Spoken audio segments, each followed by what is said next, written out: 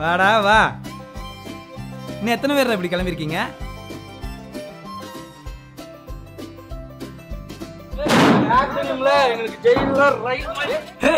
Super மாப்பிள. போதும்டா, உங்க பொங்கச்சோரே வேணாம். Yesterday Mandu going full action pant.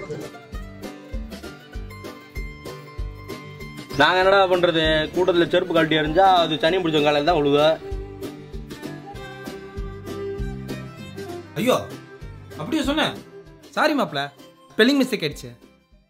ஏண்டா நாயே, நான் என்ன வாட்ச்மேனா? வாடா, ஐயா கூப்பிடுறாரு, வா.